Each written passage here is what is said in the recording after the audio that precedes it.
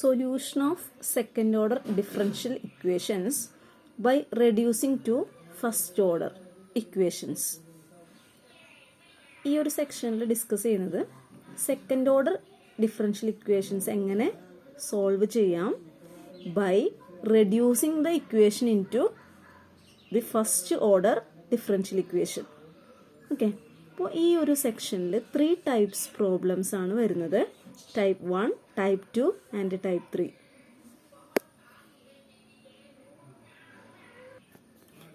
One by one ആയിട്ട് നമുക്ക് discuss ചെയ്യാം. ടൈപ്പ് 1 നമുക്ക് തരുന്ന ഒരു ഇക്വേഷൻ്റെ സ്റ്റാൻഡേർഡ് ഫോം ആണ് ഇവിടെ തന്നിരിക്കുന്നത്. F of x y dash y double dash equal to 0. This means that the equation containing the terms x y dash and y double dash.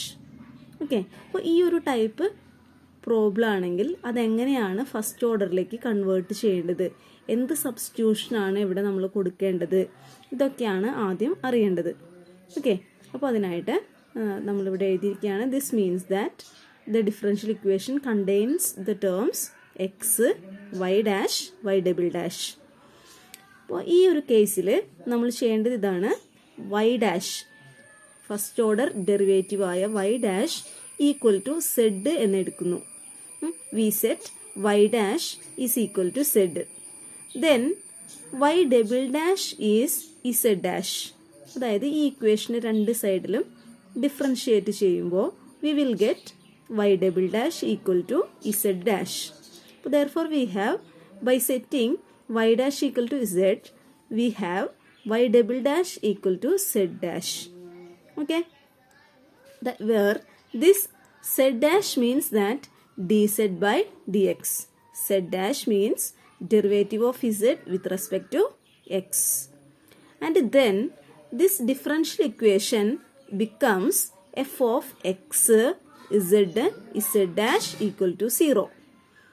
അപ്പോൾ ഇങ്ങനെ സെറ്റ് ചെയ്യുന്നത് വഴി ഇക്വേഷൻ 1 നമുക്ക് തന്നിരിക്കുന്ന ഡിഫറൻഷ്യൽ ഇക്വേഷൻ ഈ ഒരു രീതിയിലേക്ക് മാറുന്നതാണ്. ആ ഒരു ഇക്വേഷനിൽ ഇസെഡ് ഡാഷ് ഇസെഡ് എക്സ് ഇങ്ങനെയുള്ള ടേംസ് മാത്രമേ വരുന്നുള്ളൂ.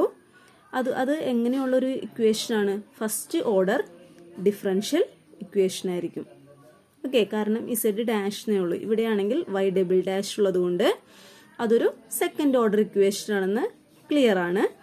ഇവിടെ ഇസെഡ് ഡാഷ് ഉള്ളതുകൊണ്ട് ഇതൊരു ഫസ്റ്റ് ഓർഡർ ഇക്വേഷൻ ആണ്. ഓക്കെ, അപ്പോൾ this is a first order equation. അപ്പോൾ this the given second order differential equation is reduced in to this first order equation by setting y dash equal to set. Okay, and then this equation the first order equation can be solve easily. Okay, അപ്പോൾ നമുക്കൊരു problem നോക്കാം, എങ്ങനെയാണ് ചെയ്യുന്നത് നോക്കാം. Question ഇതാണ്. By reducing to first order solve the second order differential equation x y double dash equal to 2y dash. ഒരു equation തരുമ്പോൾ അതിനകത്ത് ടൈപ്പ് 1 പ്രോബ്ലം ആണോ എന്നറിയുന്നതിനായിട്ട് ഏതൊക്കെ വേരിയബിൾസ് ആണ് ഉണ്ടോ എന്ന് ചെക്ക് ചെയ്യേണ്ടത്. വൈ ഡാഷ് ഉണ്ടോ, എക്സ് ഉണ്ടോ, വൈ ഡബിൾ ഡാഷ് ഉണ്ടോ, ഇത് മൂന്നുമാണ് ചെക്ക് ചെയ്യേണ്ടത്. എക്സ് ഉണ്ടായിരിക്കണം, y dash, y double dash. Okay, ഇത്രയും ടേംസ് ഉണ്ടെങ്കിൽ അത് എന്തായിരിക്കും? ഒരു ഫസ്റ്റ് ടൈപ്പ് പ്രോബ്ലം ആണ് എന്ന് പറയാം. അപ്പോൾ ഇതിൽ നേരത്തെ നമ്മൾ പറഞ്ഞ പോലെ അപ്പോൾ ആ റീസൺ ആണ് എഴുതിയിട്ടുള്ളത്. X y double dash equal to 2y dash contains x y dash y double dash. Therefore it is of type 1 problem. To solve this problem we set y dash equal to set. അപ്പോൾ ആ പ്രോബ്ലത്തിൽ type 1 പ്രോബ്ലത്തിൽ set ചെയ്യേണ്ടത് എങ്ങനെയാണ്? Y dash equal to z. Then we have y double dash equal to z dash. അതും already നമ്മളിവിടെ പറഞ്ഞിട്ടുള്ളതാണ്. അപ്പോൾ ഈ രണ്ട് കാര്യങ്ങളാണ് നമുക്ക് കിട്ടിയിട്ടുള്ളത്. These values, using these values we can reduce the given equation in to first order. അതിനായിട്ട് substitute the values of y dash and y double dash in equation 1. അപ്പോൾ ഈ ഒരു ഇക്വേഷനിൽ നമ്മൾ സബ്സ്റ്റിറ്റ്യൂട്ട് ചെയ്യുമ്പോൾ x into y double dash, അവിടെ എന്താണ് substitute ചെയ്യേണ്ടത്? Z dash equal to 2 into y dash. 2 into y dash is replaced by z.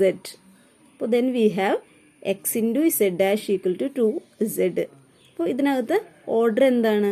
അത് ഫസ്റ്റ് ഓർഡർ ഇക്വേഷൻ ആണ് അല്ലേ? വേർ z dash എന്താണ്? z dash is dz by dx. അപ്പോൾ നമുക്ക് കിട്ടിയ ഇക്വേഷൻ നമ്മൾ ഇവിടെ ഒന്നും കൂടെ എഴുതിയിരിക്കുകയാണ്.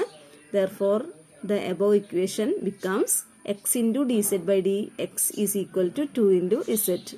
ഓൾറെഡി ഇവിടെ z dash ആയിരുന്നു, അവിടെ റീപ്ലേസ്മെന്റ് കൊടുത്തു. എന്താണ്? dz by dx എന്ന് കൊടുത്തതിന് ശേഷം we will have x into dz by dx equal to 2z.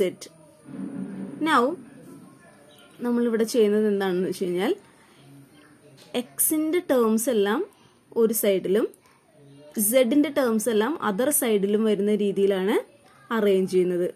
അതായത് ഇങ്ങനെയാണ്. ഇപ്പോൾ ഡി സെഡ് അവിടെ നിർത്തിയിട്ട് റൈറ്റിൽ നിന്ന് ഈ സെഡിനെ ലെഫ്റ്റിലേക്ക് കൊണ്ടുവരുന്നു.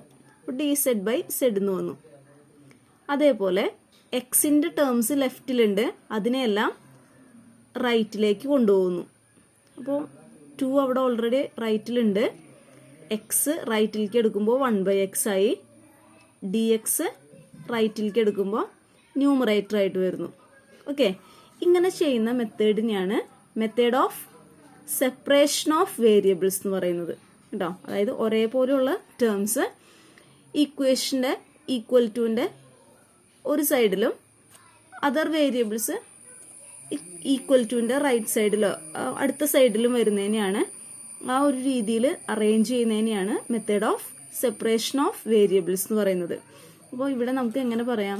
Using the method of separation of variables we can write dz by z equal to 2 into 1/x dx. Okay, now ഓരോ സൈഡും ഇൻ്റഗ്രേറ്റ് ചെയ്യാണ് ചെയ്യുന്നത്. RHSഉം LHSഉം ഇൻ്റഗ്രേറ്റ് ചെയ്യുന്നു. RHS with respect to x integrate ചെയ്യുന്നു, LHS with respect to z integrate ചെയ്യുന്നു. അപ്പോൾ ഇവിടെ 1/z ഇൻ്റഗ്രേറ്റ് ചെയ്യുമ്പോൾ log z എന്ന് കിട്ടുന്നു. റൈറ്റിൽ 2 into log x plus A constant of integration. ഇനി രണ്ട് ടേമിലും ഇവിടെ ഈ രണ്ട് ടേമിലും ലോഗ് വരുന്നത് കൊണ്ട് ലോഗ് C1 ആണ് കോൺസ്റ്റന്റ് ആയിട്ട് എടുത്തിരിക്കുന്നത്. അത് ലോഗിൻ്റെ ഒരു പ്രോപ്പർട്ടി അപ്ലൈ ചെയ്യാൻ വേണ്ടിയിട്ടാണ് നമ്മൾ അങ്ങനെ ചെയ്യുന്നത്. അത് ഒന്ന് നോട്ട് ചെയ്തേക്കാം. റിമൈനിങ് ടേംസ് എല്ലാം ലോഗിലാണ് വരുന്നതെന്നുണ്ടെങ്കിൽ ഇവിടെ constant of integration log C1 എടുക്കുക. ഓക്കെ, ഇനി 2 log x എങ്ങനെ എഴുതാം? ലോഗ് എക്സ് സ്ക്വയർ എന്ന് എഴുതാം. നമുക്കറിയാവുന്ന പ്രോപ്പർട്ടിയാണ് എ ലോഗ് ബി എന്ന് പറഞ്ഞു കഴിഞ്ഞാൽ log b raise to a. Okay, log b raise to a എന്നാവുമല്ലോ. അപ്പോൾ അതാണ് ഇവിടെ എഴുതിയിരിക്കുന്നത്. Log x square plus log C1. ഇനി log a plus log b എന്ന് പറഞ്ഞാൽ എന്താണ്? ലോഗ് എ ബി ആണ്. Log a b, log a plus b അല്ല, ലോഗ് എ ബി. അപ്പോൾ ഇവിടെ നമുക്ക് എങ്ങനെ എഴുതാം? Log x square plus log C1 equal to log C1 X square എന്ന് എഴുതാം. അപ്പോൾ ബ്രാക്കറ്റിൻ്റെ ഉള്ളിലേക്ക് വരുമ്പോൾ അത് പ്രൊഡക്റ്റ് ആയിട്ട് വരുന്നു കേട്ടോ. ലോഗ് C1 എക്സ് സ്ക്വയർ എന്ന് വരുന്നു. അപ്പോൾ ലെഫ്റ്റിലും റൈറ്റിലും ലോഗ് ഉണ്ട്. നമ്മളിത് എക്സ്പോണൻഷ്യൽ ഫംഗ്ഷനായിട്ട് എഴുതി കഴിഞ്ഞാൽ നമുക്കിവിടെ കിട്ടുന്നത് എന്താണ്? അല്ലെങ്കിൽ നിങ്ങളിങ്ങനെ ഓർത്തിരുന്നാൽ മതി, രണ്ട് സൈഡിൽ ലോഗ് ഉണ്ടെങ്കിൽ ലോഗ് കളഞ്ഞിട്ട് എഴുതാമെന്ന് ഓർത്തിരിക്കുക. Then we have Z equal to C1 X square. Log കളഞ്ഞിട്ട് നമുക്കിങ്ങനെ എഴുതാം Z equal to C1 X square. അപ്പോൾ നമുക്ക് സെഡിൻ്റെ വാല്യൂ കിട്ടിക്കഴിഞ്ഞു. ആ ഇസെഡിൻ്റെ വാല്യൂ നമ്മൾ ഓൾറെഡി ഇസെഡ് എന്താണെന്ന് പറഞ്ഞു വെച്ചിട്ടുണ്ട്, വൈ ഡാഷ് എന്ന് പറഞ്ഞു വെച്ചിട്ടുണ്ട് അല്ലേ. ഇസെഡ് C1 എക്സ് സ്ക്വയർ ആണ്. ഇസെഡ് ഓൾറെഡി എന്തായിരുന്നു? വൈ ഡാഷ് ആയിരുന്നു അല്ലേ. അപ്പോൾ ഈ ഇസെഡിൻ്റെ വാല്യൂ, അതായത് ആ വൈ ഡാഷ് ഈ ഇവിടെ സബ്സ്റ്റിറ്റ്യൂട്ട് ചെയ്യാം കണ്ടോ. ഈ വൈ ഡാഷ് ഈ പ്ലേസിൽ സബ്സ്റ്റിറ്റ്യൂട്ട് ചെയ്യുക. Then we have y dash equal to C1 X square കണ്ടോ. ഇനി what is y dash? dy by dx. Then we have dy by dx equal to C1 x square.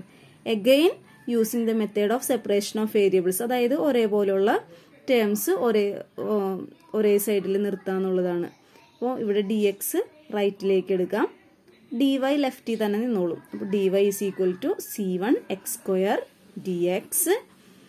Then again integrating we have integral dy is equal to integral c1x square dx. Now left side is integral of 1 dy. We get y equal to c1 into x സ്ക്വയറിൻ്റെ integral എന്താണ് x cube by 3 അല്ലേ, plus constant of integration c2. അപ്പോൾ ഇവിടെ നമ്മൾ log c2 എന്ന് എഴുതുന്നില്ല, കാരണം എന്താണ്, വേറെ എങ്ങും ലോഗ് എന്നുള്ള ടേം വന്നിട്ടില്ല. സോ ഇവിടെ c2 തന്നെ എഴുതിയാൽ മതി. അപ്പോൾ ഇതാണ് നമുക്ക് ആവശ്യമായിട്ടുള്ള സൊല്യൂഷൻ. നമ്മുടെ പ്രോബ്ലത്തിൻ്റെ സൊല്യൂഷനാണ് ഇപ്പോൾ നമുക്ക് കിട്ടിയിരിക്കുന്നത്. ക്വസ്റ്റ്യൻ ഒരു സെക്കൻഡ് ഓർഡർ ഡിഫറൻഷ്യൽ ഇക്വേഷൻ ആയിരുന്നു, അതിൻ്റെ ജനറൽ സൊല്യൂഷനാണ് കിട്ടിയിരിക്കുന്നത്. അപ്പോൾ ഓൾറെഡി നമ്മൾ പറഞ്ഞിരുന്നു ജനറൽ സൊല്യൂഷൻ എന്ന് പറഞ്ഞു കഴിഞ്ഞാൽ ആർബിട്രറി കോൺസ്റ്റൻസ് ഉള്ള സൊല്യൂഷനാണ്. അപ്പോൾ ഇവിടെ c1 ഉം c2 ആണ് ആർബിട്രറി കോൺസ്റ്റൻസ്. ഇനി ഒരു ഡിഫറൻഷ്യൽ ഇക്വേഷൻ്റെ ഓർഡർ എത്രയാണോ അത് അത്രയും ആർബിട്രറി കോൺസ്റ്റൻസ് ആ സൊല്യൂഷനകത്ത് ഉണ്ടായിരിക്കും. അപ്പോൾ ഇവിടെ സെക്കൻഡ് ഓർഡർ ഡിഫറൻഷ്യൽ ഇക്വേഷനാണ്, ഓർഡർ 2 ആയതുകൊണ്ട് എത്ര കോൺസ്റ്റൻസ് ആണ് നമുക്ക് കിട്ടിയിട്ടുള്ളത്, c1 ഉം c2 ഉം 2 കോൺസ്റ്റൻസ് ആണ് വന്നിട്ടുള്ളത്. അപ്പം ഈ ഒരു മെത്തേഡ് അനുസരിച്ചിട്ടുള്ള പ്രോബ്ലംസും കൂടി ഇനി നമുക്ക് ചെയ്ത് നോക്കണം. ഓക്കെ, ഇതൊന്ന് നന്നായി മനസ്സിലാക്കി വയ്ക്കുക.